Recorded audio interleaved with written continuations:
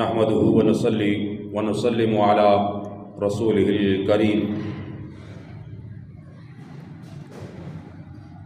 اما بعد اعوذ باللہ من الشیطان الرجیم بسم اللہ الرحمن الرحیم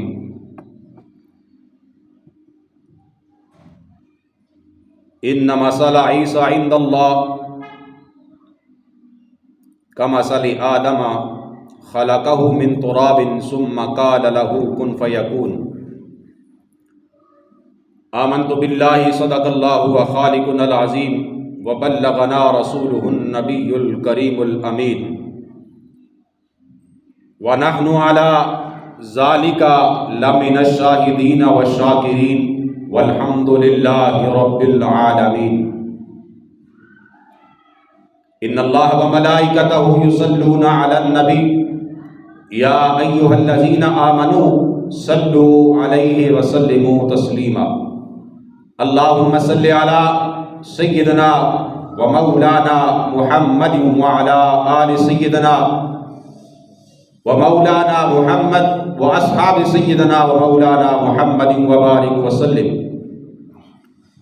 الصلاۃ والسلام علیک یا سیدی یا رسول اللہ الصلاۃ والسلام علیک یا سیدی یا حبیب اللہ الصلاۃ والسلام علیک یا سیدی یا رحمۃ للعالمین وعلی آلک و اصحابک یا سیدی یا خاتم النبیین۔ اللہ تبارک و تعالی کی حمد و ثنا محبوب کبریا احمد مجتبی جناب محمد مصطفیٰ صلی اللہ علیہ وسلم کی بارگاہ اقدس کے اندر ہدیہ درود عرض کرنے کے بعد واجب الاحترام عزتوں اور تقریم کے لائق بزرگوں، جوانوں، نوجوان ساتھیوں، عزیز بچوں، السلام علیکم ورحمۃ اللہ وبرکاتہ۔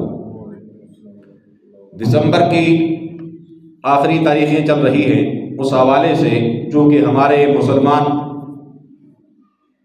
اور خاص طور پہ نوجوان اور جوان طبقہ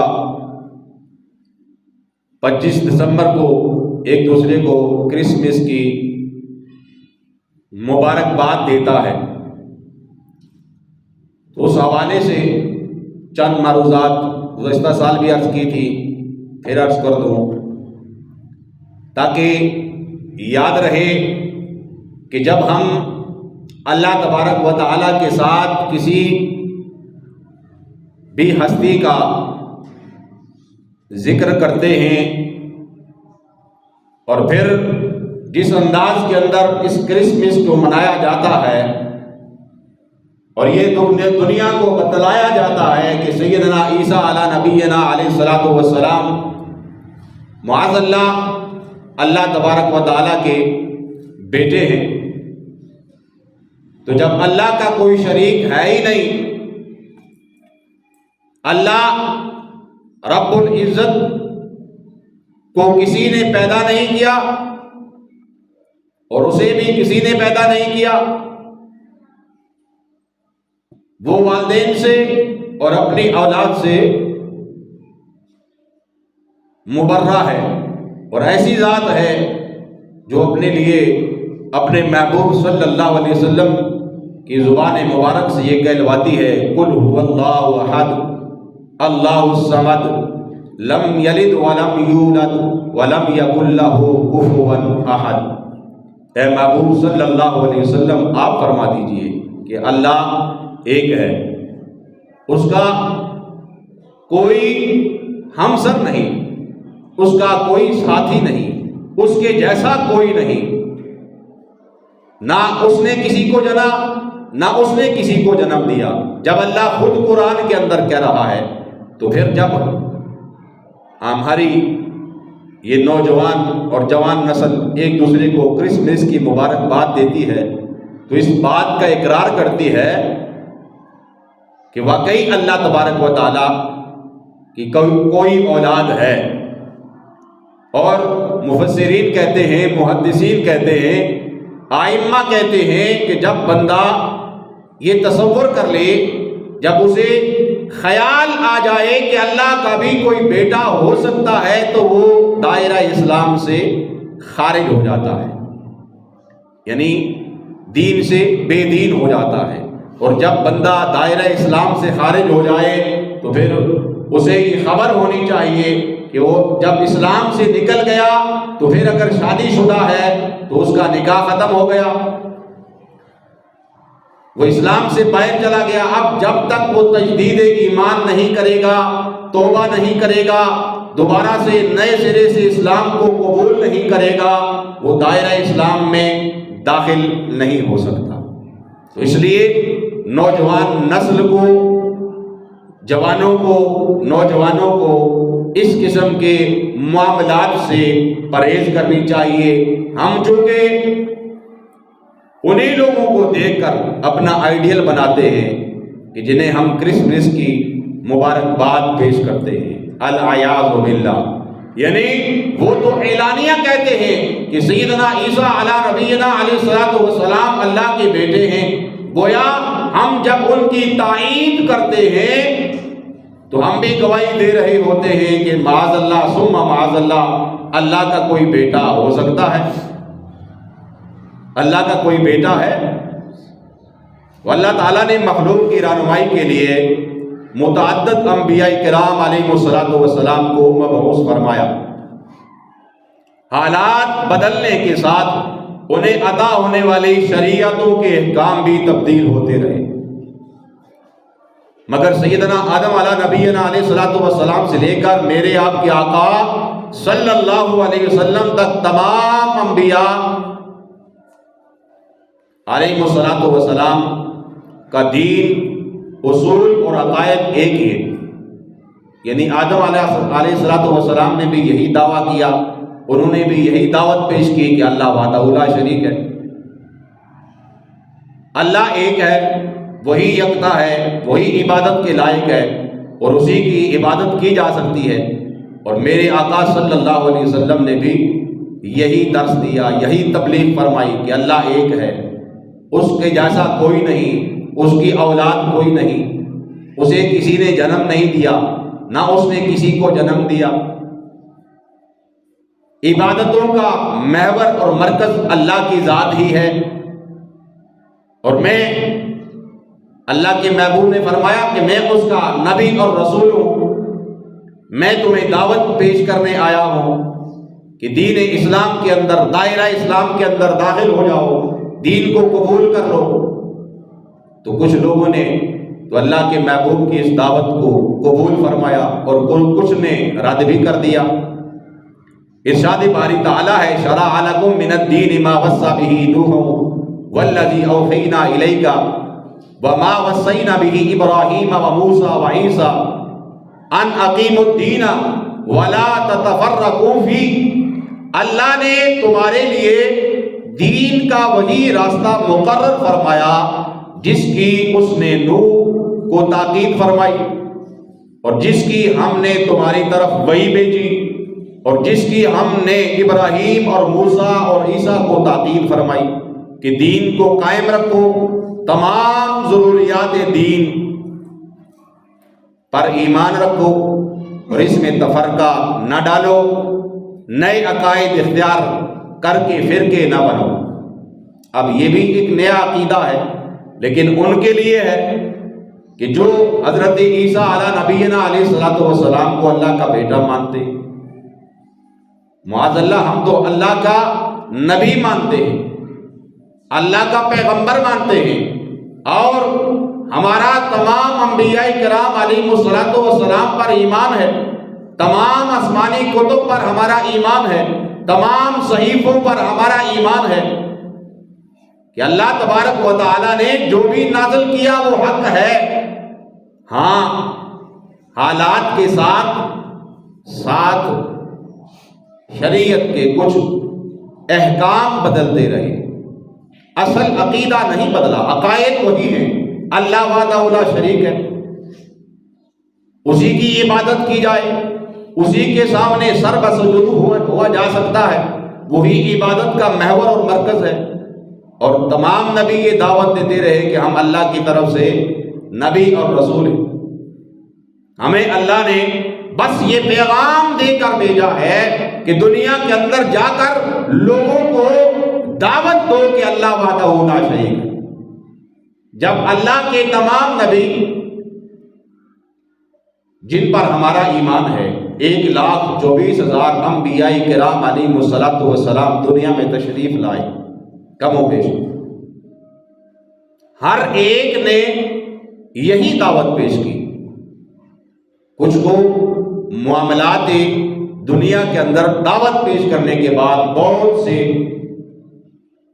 مشکلات کا سامنا کرنا پڑا اور بہت ہی مشکلات کا شکار رہے، لیکن اس کا معنی اور مطلب یہ نہیں ہے کہ انہیں مشکلات آئی تو انہوں نے دعوت دینا چھوڑ دی۔ لوگوں نے انہیں تکلیفوں اور اذیتوں میں مبتلا کیا، لیکن انہوں نے اپنا رستہ نہیں چھوڑا۔ وہ ہمیشہ یہی کہتے رہے کہ اللہ وحدہ لا شریک ہے، اللہ ایک ہے، اس کے جیسا کوئی نہیں اور نہ کوئی اس کے جیسا ہو سکتا ہے۔ یہی عقیدہ توحید ہے، اسی کو اصل میں توحید کہتے ہیں۔ تو میرا یہ ساری باتیں کرنے کا مقصد اور مدعا یہ ہے کہ ہم کہیں کم علمی کی وجہ سے یا بہت زیادہ ماڈرن ہونے کی وجہ سے کہیں ایسا نہ ہو کہ ہم دائرہ اسلام سے ہی خارج ہو جائیں، ہم اسلام سے ہی باہر نکل جائیں، ہم یہودیوں اور عیسائیوں کو دیکھتے ہوئے ان کی راہ اپناتے ہوئے ایک دوسرے کو جب مبارکباد پیش کرتے ہیں تو گویا ہم نے اقرار کر لیا کہ تمہارا جو کہنا ہے وہ حق ہے اور سچ ہے۔ معاذ اللہ ثم معاذ اللہ، اللہ کے نبی نے تو بتلا دیا کہ اللہ وحدہ لا شریک ہے، اس کا نہ باپ ہے نہ بیٹا، اور قرآن شاہد ہے۔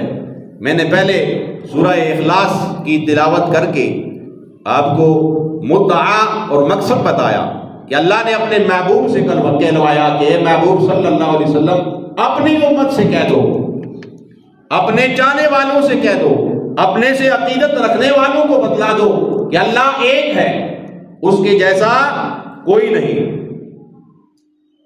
اور مقصد یہی ہے۔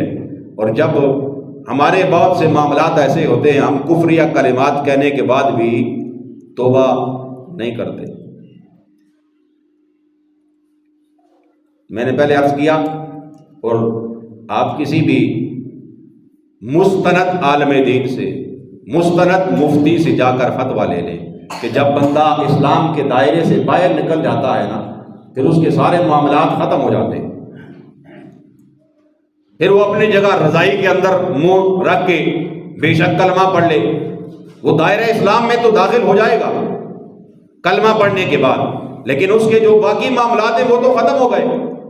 یعنی اگر وہ شادی شدہ ہے تو اس کا نکاح ٹوٹ گیا، اب اس نے نکاح بھی دوبارہ کرنا ہے، لیکن ہم ایسا نہیں کرتے، اور ہم کسی پر ظاہر بھی نہیں ہونے دیتے کہ معاذ اللہ ہم سے کوئی کفر یا کلمہ صادر ہوا ہے۔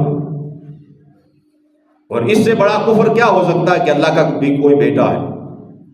اور اس پر میں آپ ایک دوسرے کو مبارکباد پیش کریں۔ اور ساری دنیا کے اندر جب میرے آپ کے نبی صلی اللہ علیہ وسلم کی ولادت باسعادت کا دن آتا ہے تو لوگوں کے پیٹ کے اندر مروڑ شروع ہو جاتے ہیں اور فتوے لگنا شروع ہو جاتے ہیں، لیکن یہ وہ واحد ایسا دن ہے جس پر کوئی فتویٰ نہیں لگتا، نہ کسی نے آج تک فتویٰ لگایا، نہ کسی نے اس پر غور کیا کہ ہم جو 25 دسمبر مناتے ہیں، پہلے تو لوگوں نے بہانہ بنا رکھا تھا جی قائد اعظم کی چھٹی ہوتی ہے اس لیے ہم 25 دسمبر مناتے ہیں، لیکن وہ بھی اب قائد اعظم کے نام کے ساتھ جو چھٹی تھی وہ ختم ہو گئی۔ پھر بھی ہم باز نہ آئے، ہم نے کرسمس کو یوں سمجھ لیں کہ اپنا ایمان بنا لیا۔ آپ سوشل میڈیا کے پلیٹ فارم پہ جا کر دیکھیں 25 دسمبر کو ہر کوئی ایک دوسرے کو مبارکباد دے رہا ہوگا۔ تو میں آپ کو بتلانا چاہتا ہوں کہ خدا را بچ جاؤ اس سے کہ ہم نبی آخر الزمان صلی اللہ علیہ وسلم کے امتی ہیں، اور ہمارا ایمان یہ ہے کہ اللہ وحدہ لا شریک ہے، اس کے پیارے محبوب صلی اللہ علیہ وسلم آخری نبی اور رسول ہیں، ان کے بعد نہ کوئی نبی آئے گا، نہ کوئی ذلی، نہ کوئی بروزی۔ ایسا نہیں ہو سکتا قیامت تک۔ اللہ نے قرآن میں جو فرما دیا، اس کی جو لاریب کتاب ہے، جو ہر عیب سے بے عیب ہے، اس کے اندر اس نے اعلان کر دیا ما کان محمد ابا احد من رجالکم ولکن رسول اللہ وخاتم النبیین وکان اللہ بکل شیء علیما۔ یہ اللہ کا اعلان ہے۔ اللہ نے اپنے محبوب سے بھی کہلوایا کہ لا نبی بعدی، میرے بعد کوئی نبی نہیں آئے۔ تو دوستو، بزرگوں، ہو سکتا ہے میری بات آپ کو مشکل لگے یا اس وقت کڑوی لگ رہی ہو، لیکن حقیقت یہ ہے کہ جب ہم ان کو دیکھ کر نا ایک دوسرے کو مبارکباد دیتے ہیں، چاہے فیس بک پر دیں، تب بھی چونکہ لکھا تو ہم نے ہے، اپنے ہاتھوں سے ٹائپ کیا، جس طرح ہمارا یہ عقیدہ ہے نا، نبی رحمت صلی اللہ علیہ وسلم نے ارشاد فرمایا کہ جو بھی شخص مجھ پر ایک مرتبہ درود بھیجتا ہے، غور کیجئے گا، میں آپ کو بات سمجھانے کے لیے کہہ رہا ہوں، ایک مرتبہ درود بھیجتا ہے، اللہ اس پر 10 رحمتیں نازل کرتا ہے، 10 اس کے گناہ مٹاتا ہے، 10 درجے اس کے بلند ہوتے ہیں۔ اور اگر کوئی لکھتا ہے، یہ تو پڑھنے کی بات ہو گئی نا، اگر کوئی لکھتا ہے، اس کا لکھا گیا وہ درود جب تک کسی کی نظروں کے سامنے بھی آئے گا، کوئی بھی اس کی زیارت کرے گا یا اسے دہرائے گا، تو تب بھی اسے اسی طرح، جس طرح اس کو 10 درجے بلند ہوئے، 10 گناہ معاف ہوئے اور 10 رحمتیں اللہ کی نازل ہوئیں، کسی بھی ایک شخص نے اسے دیکھ کر پڑھا یا اس کی زیارت کی، تب بھی اسے لکھنے والے کو اسی طرح نیکیاں ملیں گی۔ اگر ہم اور کریں، اگر نیکیوں میں معاملہ یہ ہے تو برائی کے اندر بھی معاملہ دوستوں وہی ہے کہ اگر ہم لکھتے ہیں، ہم کہتے ہیں جی ہم نے تو منہ سے تو مبارکباد نہیں دی، لیکن ہم نے فیس بک پر لکھ کر پیغام لوگوں کو بھیجا، اور فیس بک ایسی چیز ہے کہ ہر سال آپ کو یاد کرواتی ہے، دوبارہ اگر آپ لکھیں نہ لکھیں کوئی فرق نہیں پڑتا، جب بھی 25 دسمبر واپس آئے گا، آپ کا وہ لکھا گیا جملہ جو بھی آپ نے لکھا ہوگا وہ دوبارہ فیس بک ریمائنڈ کروائے گا سب کو، آپ کے سارے دوستوں کو، چاہے 5000 ہیں، چاہے 4000 ہیں، چاہے جتنے بھی ہیں۔ تو گناہ کس کو ملے گا؟ آپ کو، مجھے، اگر ہم نے ایسا کیا۔ گانوں کے بارے میں بھی یہی ہے، قرآن آپ پڑھیں، سوشل میڈیا پر اگر آپ کو شوق ہے نا تو قرآن پڑھ کے، نعت شریف پڑھ کے وہ ڈالیں، تاکہ جو سنتا رہے آپ کو ثواب ملتا رہے۔ کوئی اچھا عمل کر کے وہ سوشل میڈیا اگر آپ نے لوگوں کو دکھلانا ہی ہے تو وہ ڈالیں، تاکہ آپ کے لیے ثواب جاریہ ہو۔ جس طرح صدقہ جاریہ ہوتا ہے نا، اس طرح گناہ جاریہ بھی ہوتا ہے۔ جس طرح ہم نے مسجد میں اینٹ لگا دی تو صدقہ جاریہ ہے، مدرسے میں اینٹ لگا دی تو صدقہ جاریہ ہے، قرآن ہم نے اپنے پیسوں سے ہدیہ لے کر مسجد کے اندر رکھ دیا، وہ کوئی پڑھتا رہے گا تو صدقہ جاریہ ہے۔ اسی طرح ہم جب سوشل میڈیا پر گانے پھیلاتے ہیں، اور میں تو اس بات کو کہنے میں کوئی آر محسوس نہیں کرتا کہ ہم صرف جمعے والے دن مسلمان ہوتے ہیں، باقی سارا ہفتہ ہم دائرہ اسلام میں نہیں ہوتے۔ ہر کس کا سٹیٹس دیکھو، کسی کے گانا لگا ہوا ہے، کسی کا کیا لگا ہوا ہے، ایسے بکواسات بےہودہ قسم کے، وہ جو سنتا ہے۔ جس طرح صدقہ جاریہ میں آپ کو قار ثواب ملتا ہے نا، اسی طرح آپ کو گناہ جاریہ میں بھی گناہ ملے گا۔ یہ میں نہیں کہہ رہا، یہ اللہ کا قرآن اور رسول اللہ صلی اللہ علیہ وسلم کا فرمان کہہ رہا ہے۔ یہ مولوی صاحب کی بات نہیں ہے۔ ہم بغض کرتے ہیں، وہ جی ہم مولویوں والی نماز نہیں پڑھتے۔ مجھے کوئی شخص اٹھ کر یہ بتلا دے کہ مولوی کی نماز کیا ہے، مولوی کی تو نماز ہے ہی نہیں۔ وہ نماز تو اللہ کا حکم ہے، رسول اللہ صلی اللہ علیہ وسلم کی شریعت میں ہے۔ ہم نے تنقید چونکہ اسلام پر کرنی ہوتی ہے، میں نے بہت دفعہ کہا ہم اسلام کا براہ راست نام لے کر تنقید نہیں کر سکتے۔ جو ملنگ لوگ ہوتے ہیں نا، وہ کہتے ہیں کہ ہم مولویوں والی نماز نہیں پڑھتے۔ آپ بھائی کون سی نماز پڑھتے ہیں؟ وہ ہم تو مدینے جا کے نماز پڑھتے ہیں۔ کب؟ رات کو خواب میں۔ مولویوں کی نماز ہم نے نہیں پڑھنی۔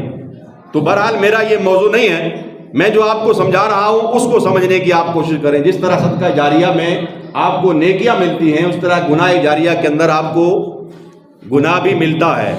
تو اس لیے سوشل میڈیا آپ کے پاس اگر آ گیا، پہلے تو یہ ہوتا تھا، ہمارے بزرگ لوگ چوکوں چوراہوں کے اندر یا دکانوں پہ جا کر یا بالخصوص حماموں پر جا کر اخبارات پڑھا کرتے تھے. اس کے بعد ٹیلی ویژن آ گیا، پھر ہر گھر کے اندر ٹیلی ویژن کے اندر ہم خبریں سننا شروع ہو گئے. اس کے ساتھ ہم نے ڈرامے دیکھنا شروع کر دیے، پھر ہم نے ڈی وی ڈی پر فلمیں دیکھنا شروع کر دی. وہ سارے کا سارا عذاب ختم ہو گیا. اب کیا ہے؟ ہر ایک کے ہاتھ میں میرے سمیت عذاب ہے. اب استعمال اس کا اپنے اپنے عقل اور فہم اور فراست کے مطابق، اپنے اپنے شعور کے مطابق.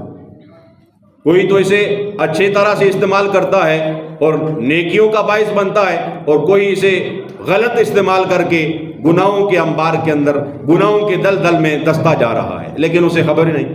کیونکہ جوانی ہے، خون ہے.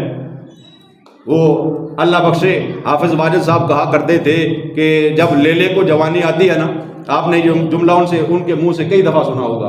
وہ بڑے محبت سے اور بڑے ترنم کے ساتھ لوگوں کو بتلایا کرتے تھے، جب لیلے کو جوانی آتی ہے نا تو وہ بھی جب آڑی کے اوپر چلتا ہے تو اپنے دم کو الٹا کر لیتا ہے، اٹھا لیتا ہے.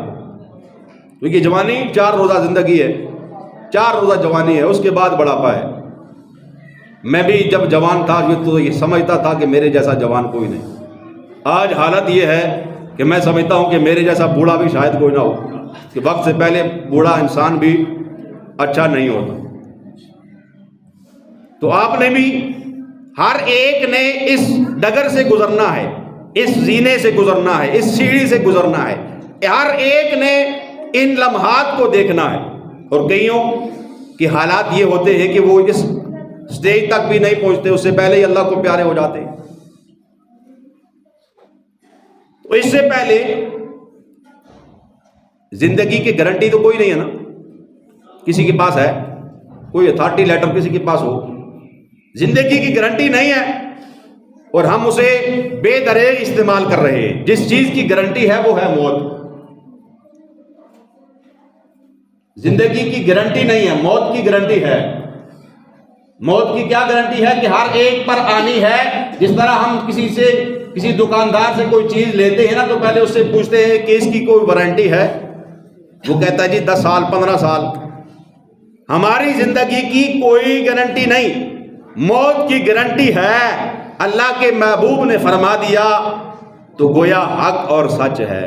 ہم دیکھ بھی رہے ہیں پھر بھی ہمیں سمجھ نہیں آ رہی کہ اتنی بڑی مخلوق، 1,24,000 صرف نبی آئے،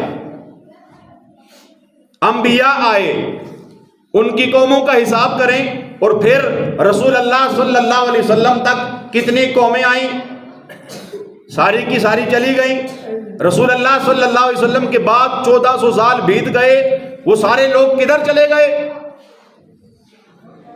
ہم سمجھتے ہیں کہ شاید دنیا قائم ابھی ہوئی ہے جس میں ہم موجود ہیں. ہم سے پہلے اربوں خربوں لوگ اس زمین کے نیچے چلے گئے، وہ آرام کی نیند سوئے ہوئے. اور اللہ کا یہ وعدہ ہے کہ اللہ دوبارہ ایک دن پھر اٹھائے گا. کسی نے سوال کیا نا مولا کائنات علی المرتضیٰ شیر خدا کرم اللہ تعالی وجہہ الکریم کا، سوال کرنے والے نے بڑا عمدہ سوال کیا. اس نے کہا دیکھیے آپ لوگوں کا یہ ایمان ہے، آپ لوگ یہ کہتے ہیں کہ مرنے کے بعد جی اٹھنا ہے، تو مجھے یہ بتائیں یہ جو بوسیدہ ہڈیاں ہیں جو ختم ہو جاتی ہیں، کل سڑ جاتی ہیں، یہ دوبارہ کیسے اٹھ سکتی ہیں؟ تو مولا کائنات علی المرتضیٰ شیر خدا کرم اللہ تعالی وجہہ الکریم نے ارشاد فرمایا جس طرح اللہ بغیر ہڈیوں کے انسان کو پیدا کر سکتا ہے، کہ جب اللہ نے انسان کو تخلیق کیا اس وقت اس کے جسم کے اندر ہڈیاں نہیں تھی، یہ بات کی اس کی تخلیق ہے. بغیر ہڈیوں کے اللہ عز و جل اگر انسان کو بندے کو پیدا کر سکتا ہے تو ہڈی کو بھی دوبارہ زندہ کر سکتا ہے. اگر مردے عیسیٰ علیہ الصلوۃ والسلام کے دور کے اندر زندہ ہوئے نا تو سیدنا عبد القادر جیلانی نے بھی عرض کیا تھا، اور آپ کا فرمان یہ تھا کہ یہ تو اللہ کے نبی کا امتی بھی کر سکتا ہے اللہ کے حکم سے. اللہ جو چاہے کر سکتا ہے. ان اللہ علی کل شیء قدیر، ویسے تو نہیں ہے نا، وہ ہر چیز پر قدرت رکھتا ہے. میں نے گزشتہ جمعے بھی کہا تھا، اس کے لیے صرف اتنا ہے، ہم تو بڑی تک و دو کے بعد کوئی کام کرتے ہیں، وہ کہتا ہے کن ہو جا فیکون، تو وہ ہو جاتا ہے، دیر نہیں لگتی. تو ساری میری گفتگو کا پھر دوبارہ سماعت کر لیں. خدا را میں ہاتھ جوڑتا ہوں اللہ عز و جل کا واسطہ. نوجوانوں، بزرگ تو اب میری طرح وہ بس اللہ اللہ کرنے کے لیے بچے ہیں. جوان ہمارے یہ ہاتھ جڑے ہوئے دیکھ لیں، ایسا کوئی کفریہ کلمہ نہ کہیں کہ جس کی وجہ سے آپ اسلام سے باہر چلے جائیں. ویسے بھی اسلام ہمارا صرف جمعے کی جمعے ہے، اس کے علاوہ تو ہمارا اسلام سے تعلق نہیں ہے نا. اسلام سے تعلق تو تب ہو کہ روزانہ جس طرح ہم صبح آنکھ کھولے نا، اللہ کی قسم میں مولوی ہوں، ممبر رسول پہ بیٹھا ہوں، صبح آنکھ کھلتی ہے تو موبائل اٹھا کے دیکھتے ہیں پہلے کسی کا پیغام تو نہیں آیا. میں جھوٹ بول رہا ہوں تو آپ کھڑے ہو جائیں، میرا گریبان پکڑ لیں، مولوی صاحب جھوٹ مت بولیں، ممبر رسول ہے. آنکھ کھولے نا تو فوراً سے پہلے ہم موبائل اٹھاتے ہیں، اٹھا کر دیکھتے ہیں کسی کا پیغام تو نہیں آیا. وہ جو پیغام ہمارے پاس ہے وہ کتنا عرصہ بیت گیا ہم نے کھولا ہی نہیں ہے.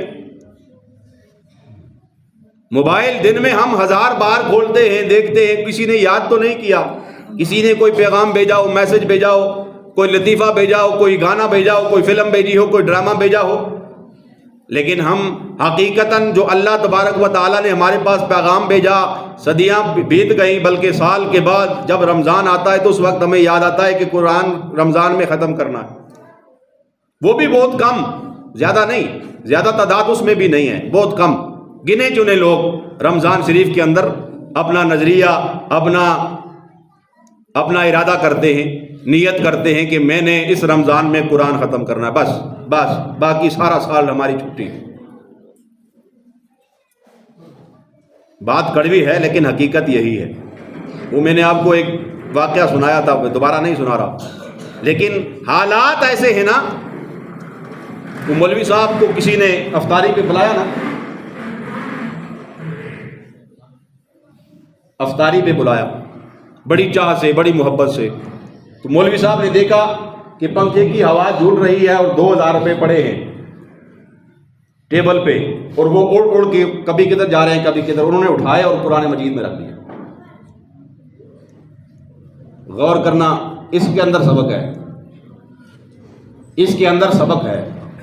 مولوی صاحب نے قرآن مجید کے اندر رکھ دیے اس ارادے سے کہ اس نے مجھے بڑی عقیدت اور محبت سے بلایا ہے، کہیں اس کے 2000 روپے ضائع نہ ہو جائے. اب اس شخص نے جس نے رکھے تھے جب دوبارہ لوٹ کر کمرے میں آیا نا تو دیکھا کہ پیسے موجود نہیں ہیں. اس کا مائنڈ چینج ہو گیا، خیالات اس کے تبدیل ہو گئے کہ میں نے تو بڑی محبت سے مولوی صاحب کو بلایا تھا، بڑی عقیدت تھی مجھے مولوی صاحب سے، یہ کیا کیا انہوں نے کہ میرے 2000 روپے اٹھا لیے.